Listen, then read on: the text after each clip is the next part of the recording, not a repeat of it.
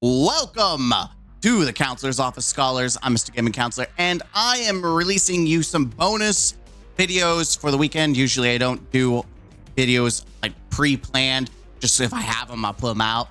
I usually also try to take a break, but for your beautiful faces, I felt like it would make sense to release this uncut video of my review of Revenant. There was a lot of story bits that I cut out. Like, I think my review with all the skits and everything was like 2 hours and 30 minutes, 40 minutes. It was a lot. A lot of it was some of the side stuff for the story. So I'm releasing it uncut. I am editing music in there because the uncut version has no music. So I'm putting music and stuff in there.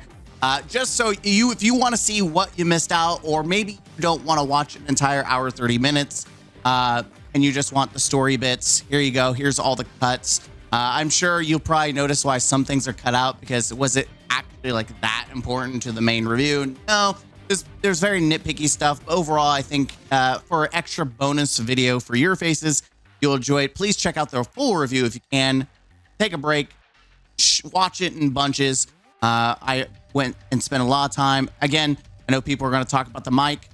The stand-up mic is the first time I've done a full review of it. It's just a skit mic, and I will probably stick to this wonderful bacon footage mic. I thank you guys. Until next time, enjoy the uncut version. That's right. Don't forget to game out. Huzzah. All right, we've waited long enough. Now let's jump right into one of the main parts of Revenant, the story. You know, the thing that either you like or you don't like. Overall, most people do enjoy or try to enjoy the story of Destiny. Again, I really do enjoy the theme of this episode.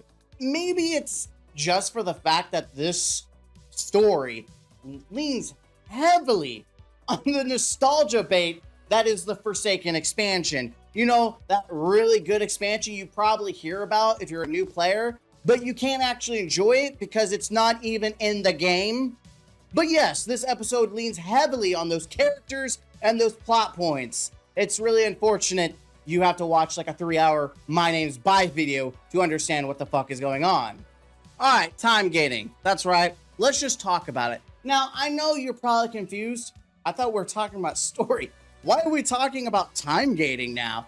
I think this is probably mostly a problem across the whole expansion, but I do want to make sure we're talking about time gating here with the story because it kind of ruins the flow of the story. Now, for years, people have criticized Bungie for the seasonal delivery, drip feeding content rather than releasing it all at once, like majority of games that players play.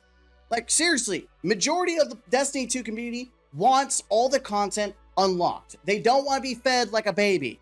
I can't think of any other live service game that has this amount of time gating. Sure, there's maybe weapon rotations or some kind of rotator going on, but it's not time gated to the fact that you purchase something and you can't even play or consume that content. And I'm gonna be honest, most of these live service games are free, so you're not even paying for it. Sure, games like Call of Duty have mid-season updates, but you don't have to pay for those. Destiny is one of the few remaining games that require you to pay for a season.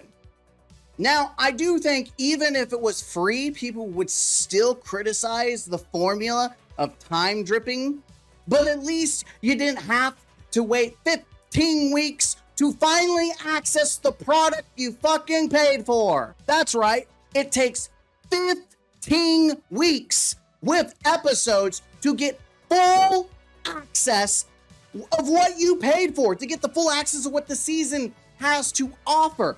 What is worse, you think people are going to remain just for the story beats? Of course not. Do you think they're going to remember what they are? Absolutely not. The system is so bad that you get engrossed into the story and then boop, you don't even know what's going on. There isn't even a catch up to remind you of what happened last act. It's just, hope you remembered. Now, episode 1 would release weekly for 3 weeks, and then you would be able to have all the acts after 3 weeks. But the problem with that is that there was 3 weeks you did fuck all. Now, like I said, Bungie did change the formula with episode 2 by having, instead of just the 3 weeks of drip-fed content, you get all the act in just the first day. But then you have to still wait like 6 weeks to access the next act. Then 6 weeks of accessing the next act. Bungie is notorious for doing half-ass things the community has asked for. No, we don't want to have to wait 6 weeks. We want it all in 1 week and choose how we want to play. Do I want to binge like I do Netflix series, or do I want to take my time and savor it? Which, unironically, is not much, considering it's only like 2 to 3 hours with all the acts together. The story is almost non-existent. Again, Bungie is completely ignoring what the community wants. I don't understand how a company that continues to act like it's listening to the players, but actively does everything it can to actually not do what the community wants. We hear you. We still aren't actually doing what you want us to do, though, because we want to make sure you don't burn through all the content through one calendar day. Bitch, I paid for it. Let me play how I want. I go buy a brand new game. Let's say Wukong. I play the new Black Myth Wukong, and I burn it out in like 2 days. Who's going to be upset that there's nothing else to do? My fault, but I paid for it. I should be able to decide how long and how much I want to run through and play the content that I paid for. Imagine a company tells you how long you can drive your car. You want to drive it all day? No. You can only drive it for 3 hours a day, and you can only do it 10 hours a week. Then you have to wait 3 weeks to be able to drive it again, and then you can go back and drive it some more for 3 more hours a day for 10 hours a week. And it's pathetic that Bungie has no faith or confidence that their own game can't retain players on its own. That the content itself is not able to retain players by just the joy of being able to play it. So instead, we are going to continue to time gate you and to force you to come back, even though this obviously is not working, as we have hit historical lows in our franchise. If the player population sinks any lower, they might be able to find Titanic. We know that Bungie has said that Frontiers will present content all up front, no time gates. But I'm not sure if we can actually believe what they say based on this episode and the next episode. Bungie will try to do everything they can to worm out giving what the players want. We know that seasons are coming back, and we know they're going to be free, but we have no idea whether they're going to be time gated. We know the expansions aren't, but what about this free seasons? I just don't know. Okay, let's dissect the story itself now. We talked about the time gating and how that ruins the story, but what about the story itself? I think I've alluded to it, but let's really jump in, and I'm going to do it by act, because I feel like each act presents a different part of the story. I truly don't believe they did justice for the last 2 acts. Act 1 was a solid introduction to the story. Immediately, Thickrell displayed himself more of a threat than the Witness.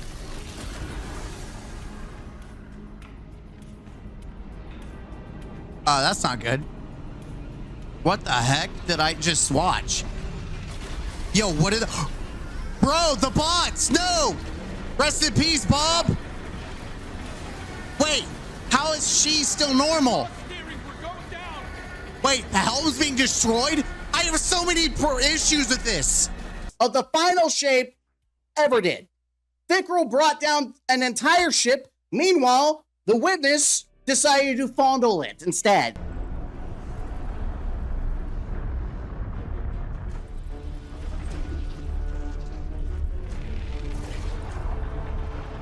Not to say that destroying a ship is the most impressive thing a villain has ever done in any franchise, but considering the most impressive thing Maya Sundaresh was able to do was abusing her digital lover, I'd say the bar for Destiny villains has never been lower.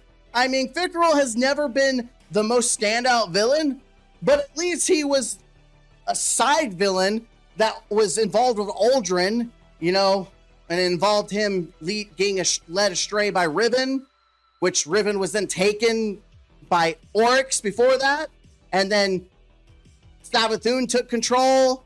Yeah, there's a lot that was going on involved in this whole process, so we could have a whole video, and then you could call me My Name's Gaming. You know, just play the story. Oh, that's right, you can't play the story. Anyway, Ficro alone is not really the craziest villain, but at least he's a more familiar one. One that does have historical ties to the story, unlike the made-up fanfiction of Maya and Echoes.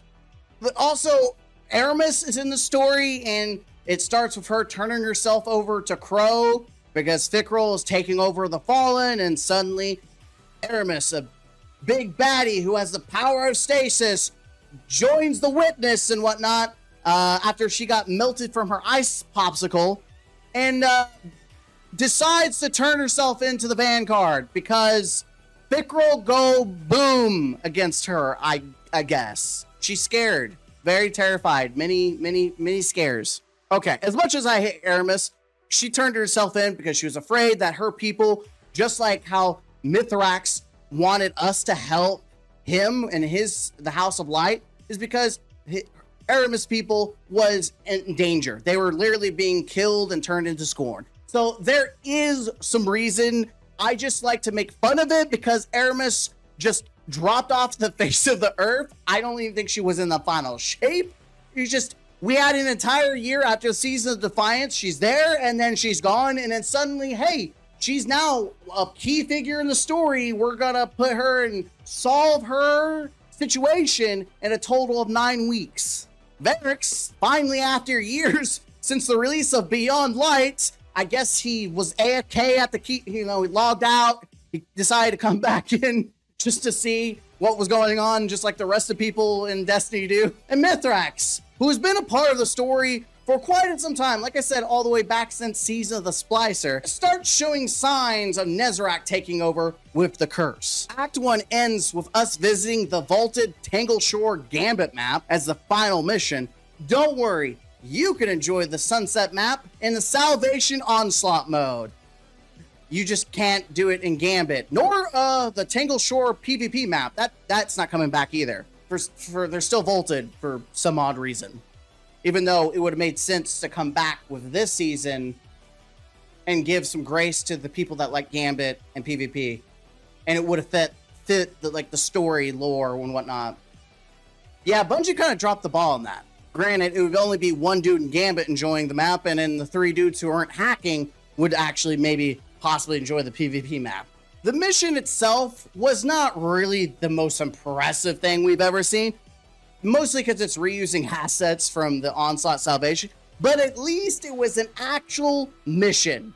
I know the bar is so low that we are being accepting of the most bare minimum, but at least it was a more original mission than just doing the exotic mission 3 times. All right, Act 2 is when everything starts to go down story-wise and probably content-wise. There's bugs everywhere. We're seeing it more and more. Yeah, it was just kind of a dumpster fire going down the hill. And this is mostly because nothing happens story-wise. Like, literally nothing.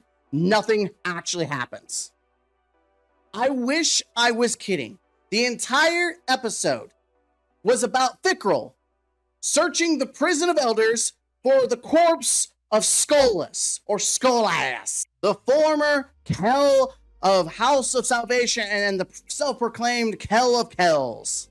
During the House of Wolf expansion, of course, in Destiny 1, which is kind of nice to have a throwback. You're like, oh my god, Skolas, Destiny 1, that's exciting. And with the Echo, Fickrell brings him back, this D1 nostalgic villain, and that's it. That's the story. That's what you get for Act 2. You spend 3 weeks or worth of content in 1 day. That was it. I wish I was kidding.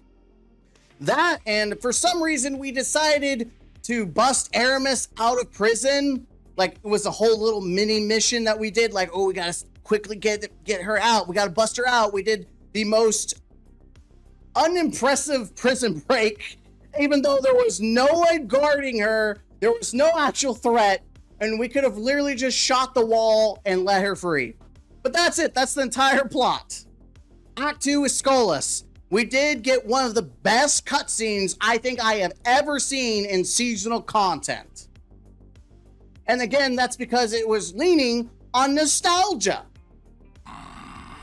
Skolas, he lives. Do you see it, Guardian? Memory of Reef Wars long ago. Years of hubris and bloodshed. But even if it was leaning on nostalgia, I will absolutely give credit where credit is due. The cutscene is so good, man. I appreciate it. It's so short, but it's so good. Because not only is that the most exciting part of the entire story, it's also the last time you see Skullus in the story, too. I'm not kidding. We spend all of Act 2 chasing Fickrel because of the center of the story is finding out what Fickrel's wanting. What is he doing? He's in the prison. What is he searching for? Just to find out it was Skullus. When we confront Skullus, we kill Skullus, and then Fickrel comes back and brings him back to life, and they both teleport away with each other, dancing in the meadows. Oh, hey, Fickrel. You want to die too? Let's go, baby. Wait, what? We cannot win this battle, Guardian. Wait, you can just keep bringing him back? Someone want to help? You just retreated? Why? The story is not only short, but it was so rushed. When it ended, it left it on this cliffhanger, and I feel like the story was just starting. We spent an entire act setting up something that had no meaning, no value. There is a big part of the story that like just kind of went, I don't know where it went. And it just made me super confused on the direction of this act. It didn't go exactly what I was thinking it was going to go. And, but regardless. Which I think this is a perfect segue to Act 3. That's right, Skullus is nowhere to be found. We spent all of Act 2 setting up his return, and his ass is sidelined up until the Kells version of Prison of Elders. That's right, there's the most difficult version of the Contest of Elders called Kells Vengeance. And it didn't even release with Act 3. It released a week after Act 3, and you just fight him. And it's really cool. Don't get me wrong. I really enjoy it, but it makes no freaking sense that they build up Skull's coming back, and he has no part to play. But wait, there's more. Even though you beat the entire Act 3 and you come to the story conclusion, a week later, Skullus returns. You fight him, you kill him, but then you get the cryptic message that, oh, I don't think this is the end of him. I still sense ether. The wolf kill is felled once more.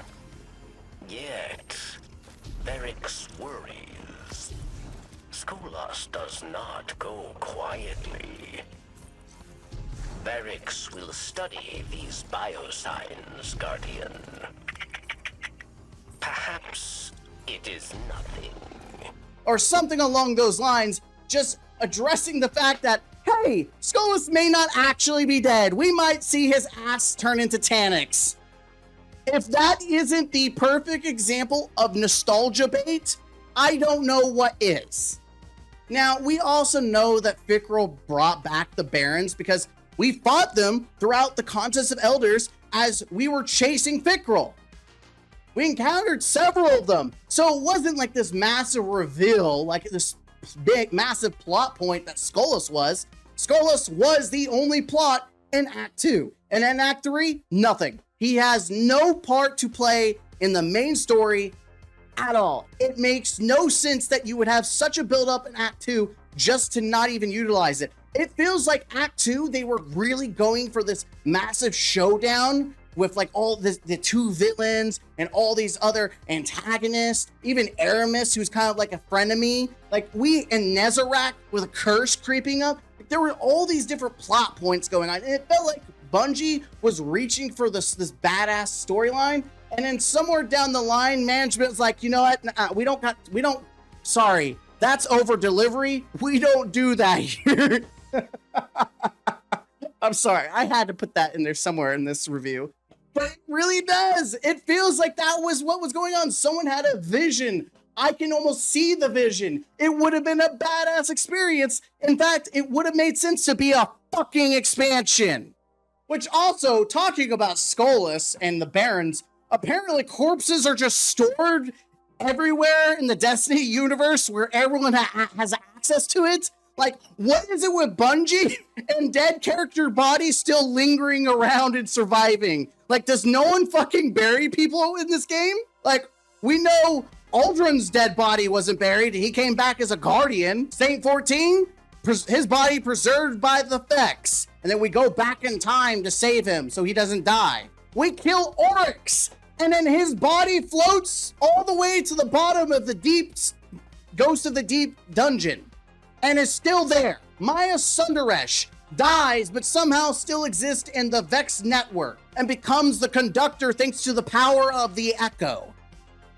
The Dark Blade, or the Light Blade, whatever you want to call them, you guess right, Slim Shady, back again. Cade, not sure if he was buried, but he came back to life in the final shape.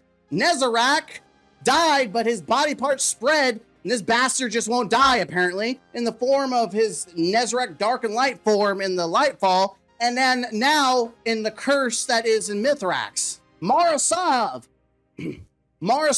wiped out by Oryx, came back because she has an ascendant plane. Again, Skolas, who died in 2015, but apparently his body was kept in cold storage all these years for some fucking reason. And the Barons themselves, because they decided to keep Scorn bodies as neat decoration for the fucking prison. Hell, even Savathun's body was kept in the Vanguard. Though, to be honest, at least she had an excuse, because she still had her freaking ghost hive alive.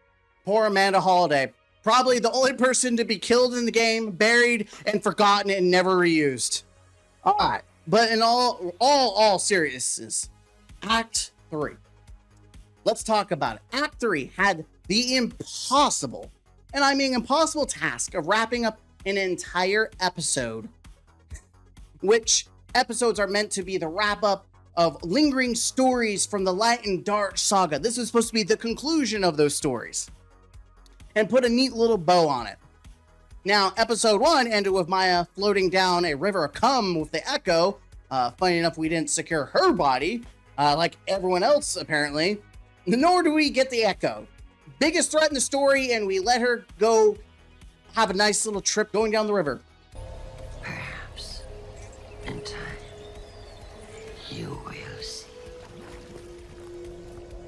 Not to say that Maya deserved an entire wrap-up series, since she's some random-ass chick that we learned about from some random-ass computer in Lightfall that wasn't even found because it was off in the corner of the fucking map, and we know that because there was a gun that was given out to people, and there was a low statistic showing that only like 0.9% of people had the fucking gun. So it's like, you have a story that is about this character that was just randomly thrown in there, and it has no real impact on the entire story, but suddenly we have to have an entire episode dedicated to this random ass wife beater, this generic ass wife beater.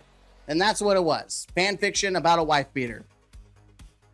Based on that logic, we didn't really go into Destiny, episode 2 with much faith in it. I had the bar was so low. It was so low, man. Oh, it's so low. Again, it's so low, we could probably fight Titanic with how low it is. Especially with how seasons were supposed to be an evolution, but we know that's not true. If that was the case, then we would have kept this model. Bungie's already dumpstered it faster than Amanda Holiday.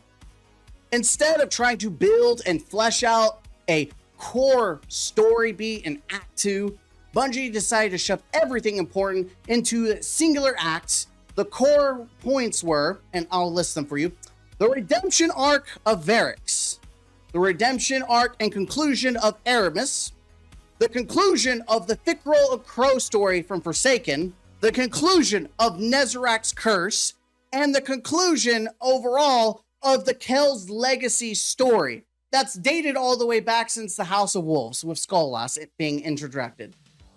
That's a lot of things to try to wrap up, and what is worse, it is all done in one exotic mission. Now, I want to make things very clear that normally how Bungie imagined episodes be, it would be 3 weeks of each act. So they intended you to run this exotic mission for 3 weeks. Now you get to run the exotic mission for 3 weeks in 1 day if that's what you want to do. But essentially the formula is still the fucking same. First things first, can we stop giving everyone a redemption arc?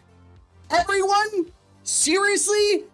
Like, how do we go from killing Aldrin and Forsaken, killing the Taken King, to sing Kumbaya around the campfire with every villain we meet? What is this, Naruto? We using Takno Jutsu? Through the power of friendship, we can do all things. You know what's funny is I think Amanda Holiday is the only main character that we lost, and it was lost in the most unceremoniously way. And it's so forgettable how she died. She just died from a random explosion for 5 dudes that were in prison. Meanwhile, we have this whole story arc where we have to redeem the villains on the side characters. It is baffling, the choices that Bungie makes. Sometimes I would like a true part of the story to just fucking die. Can we have people die for once? I mean, really. I mean, in a good way. Like having Mithrax not be saved? Hell, that would have been amazing. Imagine if he get turned into a Dread version of himself, like a fusion of Nezarec and Mithrax, having us have it to kill him, having to fight Thickrel, and then Nezarec just steals the Echo, and there could be this epic showdown of Aramis and Skullass and Thickrel and Varix fighting against the final god of pain one last time. How fucking badass would that be? Now, that's definitely some fan fiction that I just came up on top of my head, but it sounds infinitely better than the fucking story we got in this episode. I mean, seriously, Bungie wanted to conclude the Fallen House storyline. I can't think of a better conclusion than one epic ass fight. Hell, having Crow in danger and Thickrel sacrifice himself to save his father, like, that would be a dope ass ending, and it would make sense tying back to Forsaken. In Forsaken, Thickrel was all about serving his father and failed to save him. Here, he gets the opportunity in Revenant. He gets to sacrifice himself for not his father, but his father's counterpart. So it goes full circle. And it took me 2 seconds to think of that idea. But instead, as you can guess, Thickrel dies like a bitch because we gave him a shot in the chest. Yes, we literally kill Thickrel with an immoral being with an ex machina.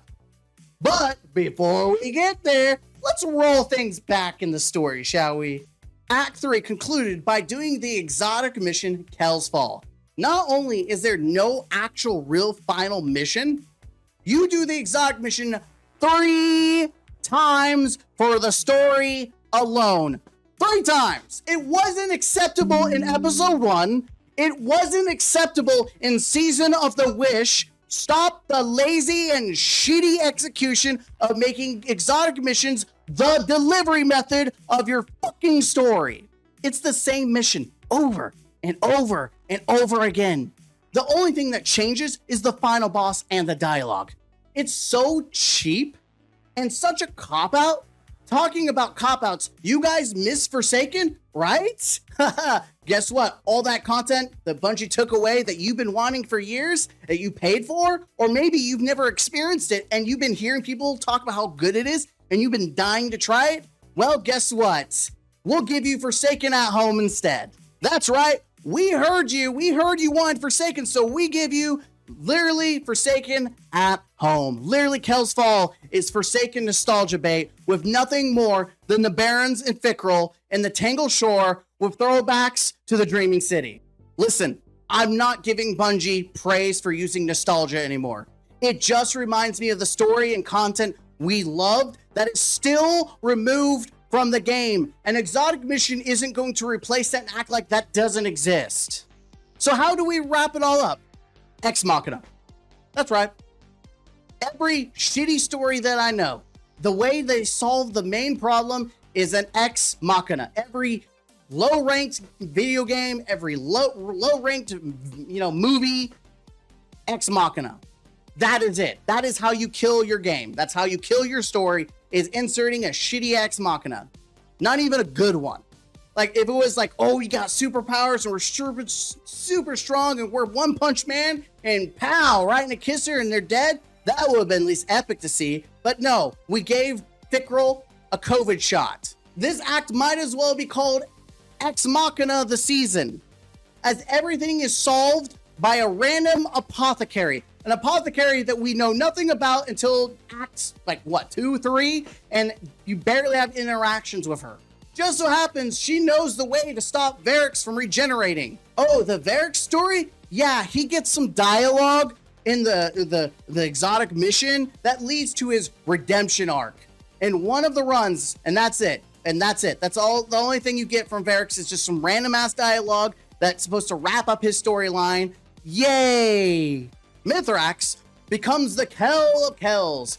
But before that, before he's taken over by Nezarec and the curse, suddenly the Echo apparently chooses Aramis after talking to her. Yes, Echoes can communicate. It was not really explained very well in episode 1, but Echoes are supposedly remnants of the Witness combined with the parts of the Light and the Traveler. It holds the memories of the civilizations that the Witness destroyed, which is why in Act 3, we get a flashback of Aramis looking at Reese.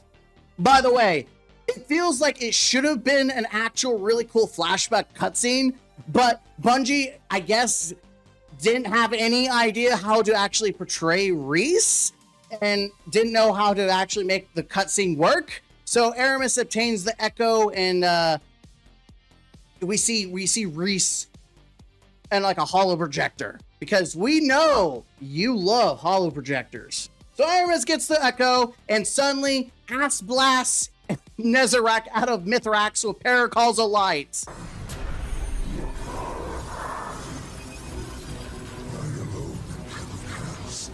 First and last, there are no others.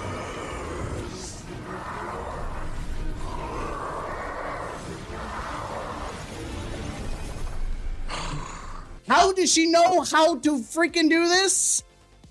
Did she guess that it would heal Mithrax, or did she say, you know what, if it kills him, it's okay. Either way, we'll get rid of Nezarec. Also, if the Echo had the power to blast paracausal energy, why do we never see Fickrel do that? Like, how does Aramis learn to do it, but Fickrel learn to bring things back from the dead from like 15 years ago, or not 15 years ago, but feels like 15 years ago, and make them part of his army, but he doesn't know how to use the Ass Blast 5000? Like, he seriously could have used the Echo against us. And in the story, he never uses it. He just summons and brings up some dead dudes, and that's kind of the most threatening thing Fickrel does, besides shocking us with electricity that he's always had. I feel like the Echo was just an excuse to reuse old bosses for nostalgia. So the story ends with Mithrax fine, Fickrel dead by the COVID shot, Nezarec ass blasted, Aramis goes on vacation to try to bring back Reese, which I don't know how she's gonna repopulate. Is like the plan for Aramis to go back to Reese that, that's destroyed and bring back dead people with the Echo? Is she going to be fallen Jesus? Is that what we're getting here? She's gonna become fallen Jesus? I feel like Echoes only do what Bungie wants them to do, or they randomly decide, you know what, I think I'm gonna do this Ex Machina just to make it make sense, and to fix the bad writing they come up with. The whole story of Revenant was rushed, and it felt like it didn't do justice for some of these characters that Bungie has been building up with. A lot of the build-up, no real payoff.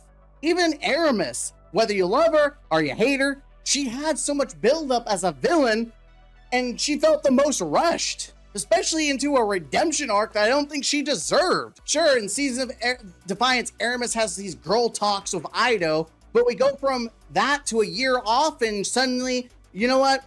She deserves redemption. Funny enough, not only was her arc rushed, but apparently she didn't even leave after we busted her out of prison. Bungie forgot to program her to leave the game. Would see you docked. Wait, who's docking who? Guardian, I invited Aramis to weigh It's in. funny how rushed everything in Ida this was right. episode is. We need her intel. Luckily, I don't. Oh, she in prison!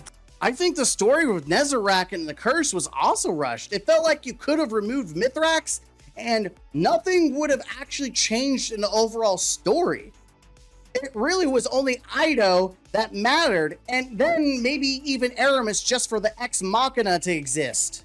It really felt like multiple storylines were being strung together in an attempt to finish everything out in one go. Funny enough, I guess the Scorn are free to stay, including the Barons that Fickrell did resurrect again on the final run of the exotic mission. The Echo killed the final God of Pain's curse, but it's too dangerous to cure the Scorn, even though we literally killed the Witness. I'm not sure what classifies as safe. If Guardians that literally killed the embodiments of darkness, the literal being that stood toe to toe with the Traveler, but using the Echo to cure the Scorn is where we draw the line as too dangerous. And we're supposed to believe Bungie is going to have the high pantheon conclusion and give it justice in heresy. Oh, and can we talk about holo projectors again? We can't use the excuse that Bungie worked on these episodes ahead of time so they couldn't change anything as the excuse for this. We've said it for years that we do not care for holo projectors. It's lazy. Even more so when they transfer the radio transmitter to just go do X, Y, and Z item in the hub area. Like a random ass corner, there's a book that you pick up or touch, and then suddenly you get a, hey, I'm on the radio now. Thanks for touching my book.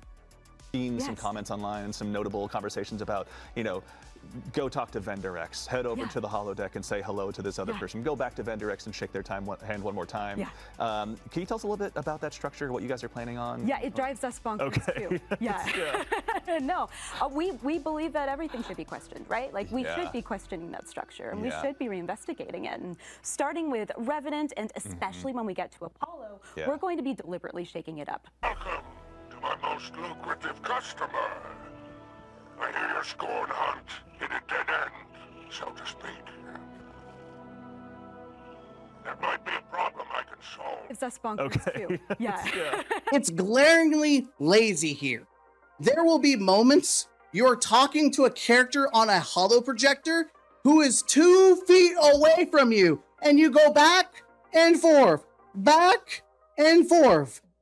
And when you go to the holo projector or need to go to the holo projector, suddenly, miraculously, the character's just not there.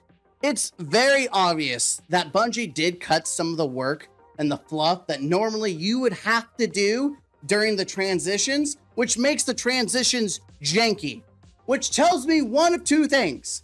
Either there was going to be more X, Y, and Z quest, or Bungie really did remove that fluff and put it as field work. Either way, Bungie did not address any of the concerns that people had and criticisms they had about doing stupid ass fetch quests. Overall, this episode has given me less faith in the future of Destiny to take core characters, core story that has been around since House of Wolves, and this is the resolution we receive. I have no faith for Frontiers.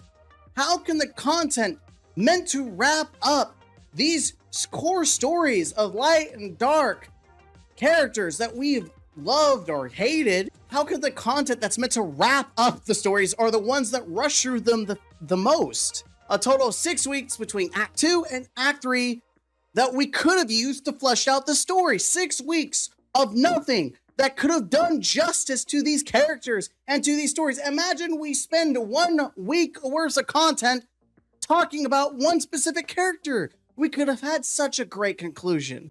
I'm just tired of being tired of this game.